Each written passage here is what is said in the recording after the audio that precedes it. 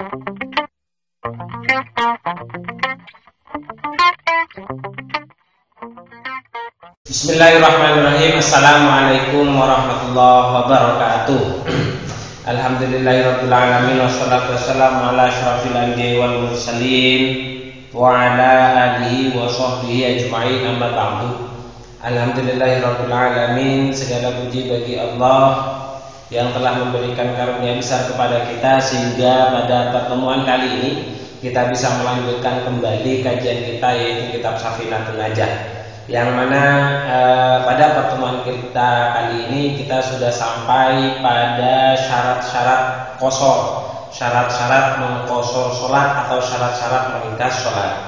Salat serta salam semoga tetap tercurahkan kepada junjungan kita Nabi besar Muhammad SAW yang senantiasa memberikan tauladan kita terkait dalam hal ini adalah dalam upaya praktek sholat. Yang kata Nabi yang dijelaskan di sini menunjukkan bahwasanya betapa pentingnya sholat, sehingga dalam kondisi apapun sholat itu tetap diminta untuk dikerjakan.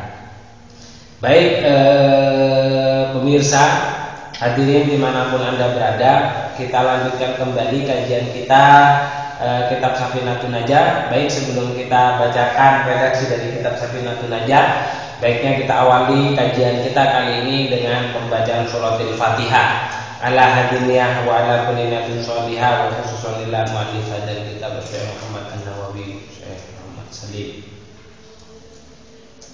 bin Samir Al-Khadrami radhiyallahu anhuma wa nafa'ana bi Al-Fatihah. A'udzubillahi minasyaitonir rajim. Bismillahirrahmanirrahim. Alhamdulillahirabbil alamin arrahmanir rahim maliki yaumiddin. Iyyaka na'budu wa iyyaka nasta'in. Ihdinas siratal mustaqim, siratal ladzina an'amta 'alaihim ghairil maghdubi 'alaihim waladdallin. Amin. Amin ya rabbal alamin. Bismillahirrahmanirrahim. Wa qad qala al-musannifu rahimahullahu ta'ala wa nafa'ana bihi wa bi ulumihi fid dharaini. Amin. Amin ya rabbal alamin. Bismillahirrahmanirrahim. Faslun utawi iki iku ana fasal siji. Syurutul qasli utawi pira-pira syarate qashar. Qashar utawa ngringkas salat iku sab'atun ana 7. Iku sab'atun ana 7. Ayyakuna nyatane yen to ana, ayyakuna nyatane yen to ana apa safaruhu safare wong. Safaru safare safir atau safare wong iku marhalataini. Khobarnya kana jadi dibaca nasab. Marhalataini, rong marhala atau sekitar 120 km menurut aktsarul ulama atau aktsarun nas. Marhalataini rong marhala. Wa ayyakuna lam yanto ono apa safar, ayyakuna yanto ono apa safar iku mubahan. Rupa safar mubah utawa lelungan kang wenang. Terus kemudian syarat yang nomor 3, wal ilmu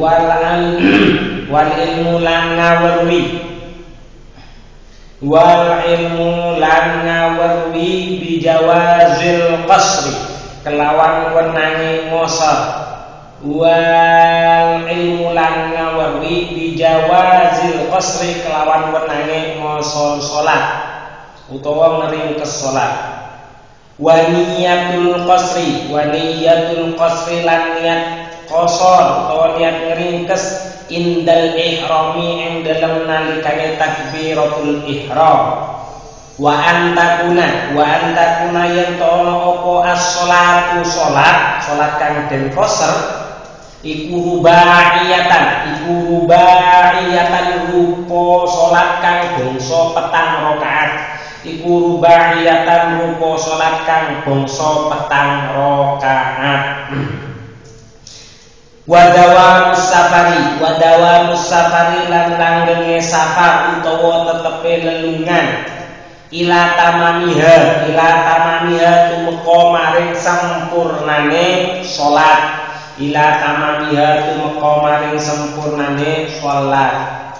Wa layak tadiya lan yen to ora manut sapa man. Wa layak tadiya lan yen to ora manut sapa man utawa bermakmum sapa safir bimutimin kelawan wong kang salat sempurna. Bimutimin kelawan salat sempurna. Fi juz'in ing dalem sak juz min sholatihi saking setengah saking salate wong utawa safir.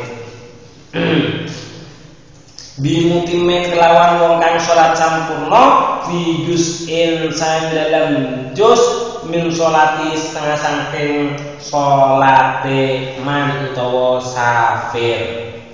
Itulah tadi beberapa redaksi dari kitab Safinatun Najah yang menjelaskan tentang syarat-syaratnya qashar. Di mana di sini kita ketahui bahwasanya syaratnya qashar semuanya itu ada 7, sab'atun, ada 7. Mari coba kita jelaskan satu persatu bahwasanya syaratnya qashar itu ada 7. Yang pertama itu adalah ayyakuna safaruhu marhalataini. Pertama, syarat yang pertama jarak tempuh dari perjalanan itu mencapai 2 marhalah atau sekitar 90 km. Sebagian pendapat seperti itu. Tapi aktsarun nas atau aktsarul ulama berpendapat marhalataini itu jaraknya itu adalah sekitar 120 km. Jadi apabila perjalanannya kurang dari jarak 120 km atau 90 km minimal, maka tidak diperbolehkan mengqashar sholat, termasuk menjamaknya. Karena syarat 2 marhalah itu selain menjadi syarat bagi qashar, itu juga menjadi syarat untuk sholat jamak. Tuh. Jadi syarat yang pertama diperbolehkannya kita mengqashar apabila jarak tempuh perjalanan yang kita lakukan itu mencapai kurang lebihnya itu 9 km atau sekitar atau menurut aktsarul ulama kurang lebih 120 km. Itu yang pertama. Kemudian yang kedua, ayyakuna safaruhu mubahan. Ayyakuna safaruhu mubah. Dan perjalanannya itu merupakan perjalanan yang diperbolehkan oleh syara'. Apa saja perjalanan oleh syara'? Yaitu semua perjalanan yang memang itu mubah, tidak mengandung maksiat di dalamnya. Tidak mengandung maksiat di dalamnya.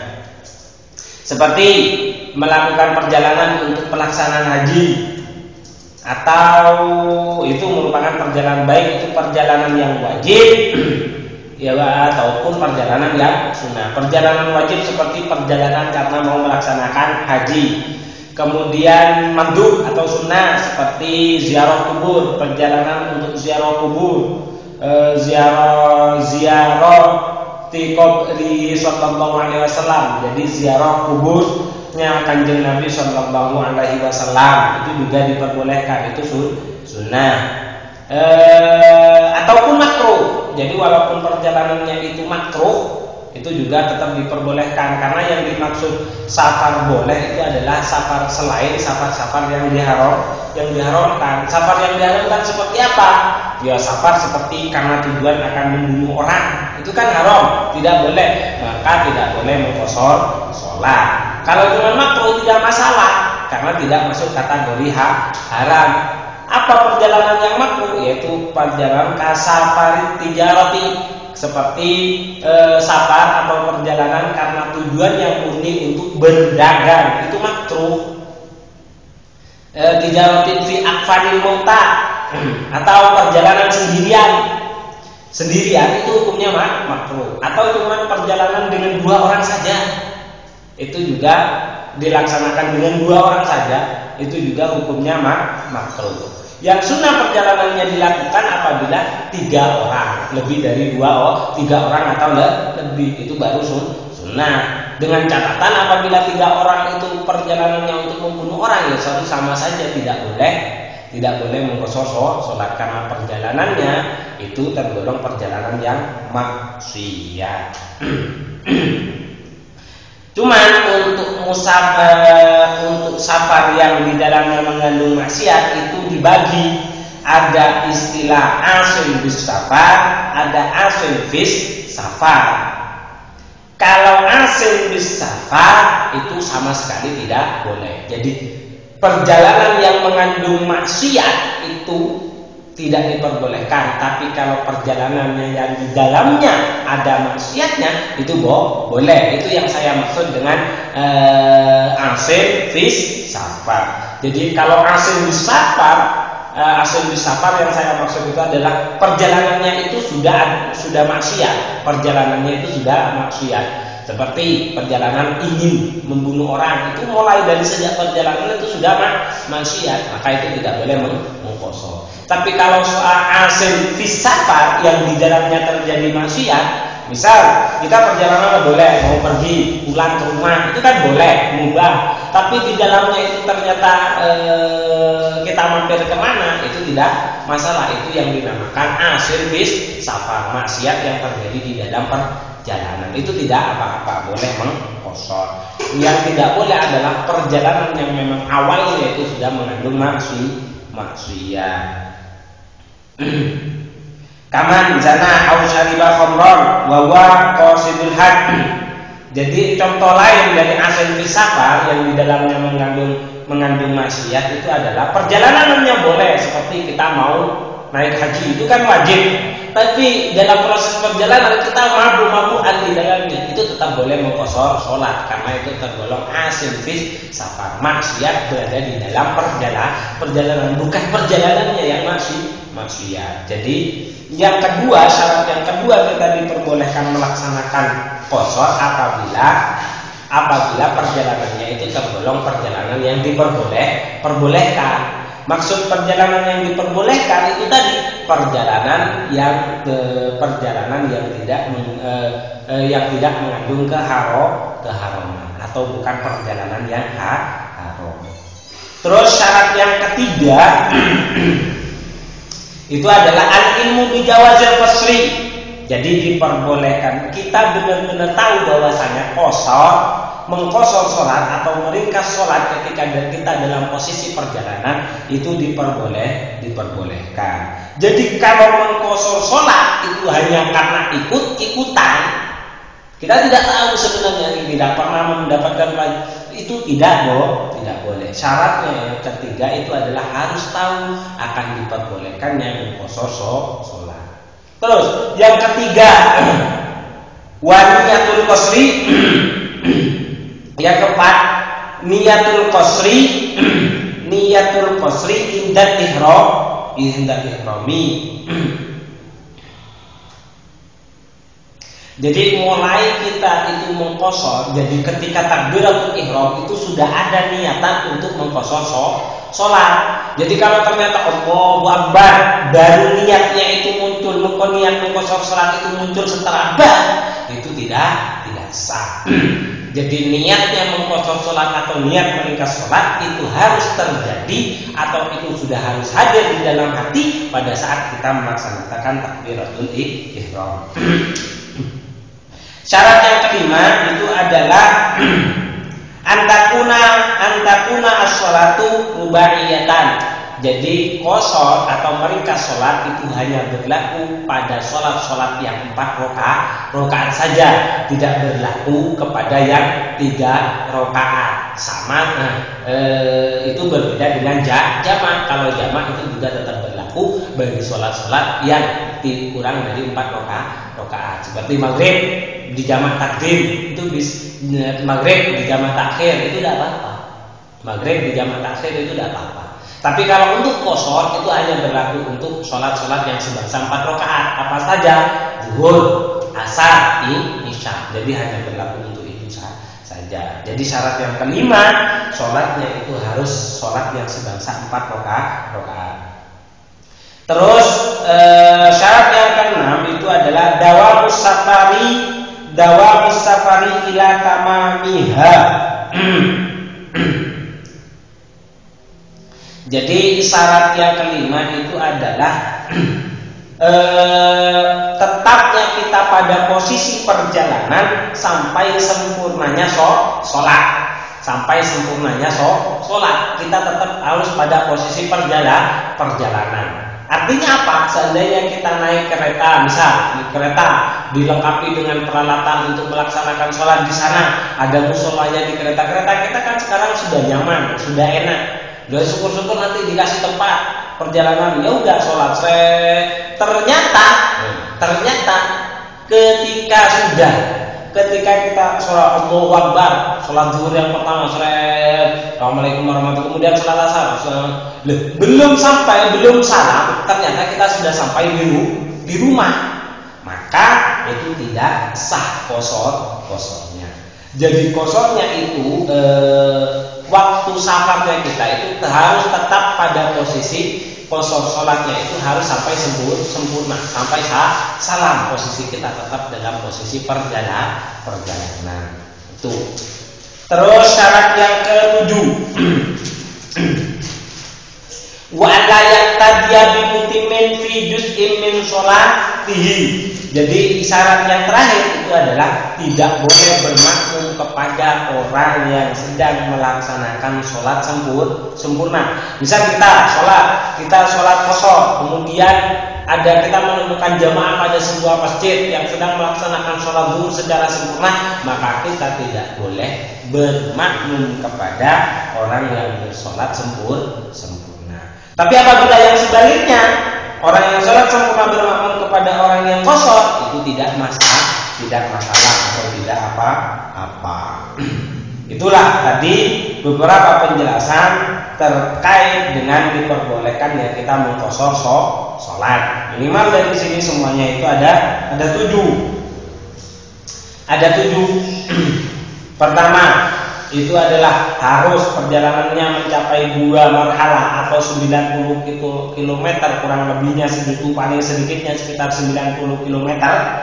Paling sedikitnya kurang lebihnya sekitar 90 km atau 120 km menurut aktsarul ulama, aktsarun nas. Terus kemudian yang kedua, perjalanan yang merupakan perjalanan yang diperbolehkan, bukan perjalanan maksiat.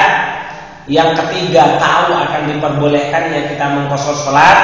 Yang keempat, niat qashar harus terjadi di dalam pada saat kita melaksanakan takbiratul ihram.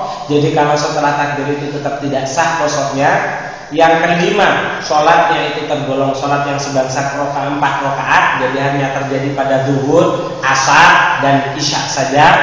Terus yang keenam, dawamus safar ila tamamiha, yaitu